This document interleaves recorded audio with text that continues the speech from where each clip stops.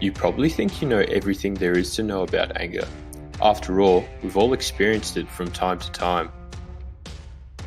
The relentless driving force you experience when something doesn't go the way you planned, or that burning desire to scream and yell when you're blamed for something even when you think you're not at fault.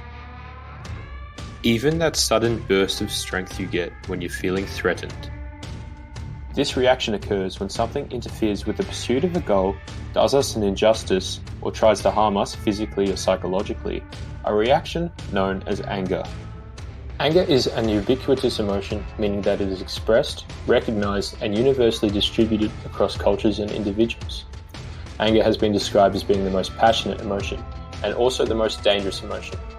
The functional purpose of anger is to remove obstacles in the path of the self.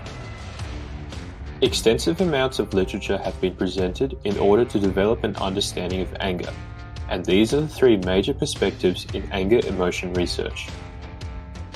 The evolutionary perspective maintains that human emotions evolved because they serve adaptive purposes.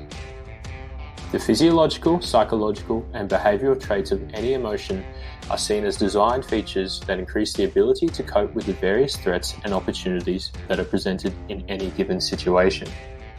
Anger gives the individual an increase in strength and energy, the fight aspect of the fight or flight response, motivating self-defense and regulating social interactions to defend the self and what belongs to the self. The recalibration theory of anger is a recently developed computational evolutionary model aiming to characterize the evolved function of anger.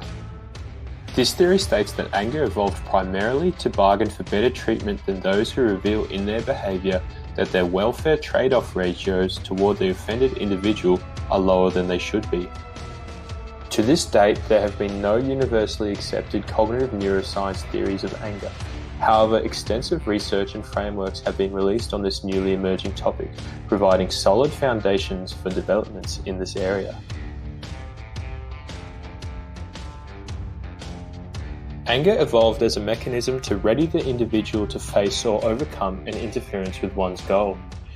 It can also be triggered when someone attempts to inflict harm upon us. In scenarios such as these, anger prepares the person to remove the harmful obstacle.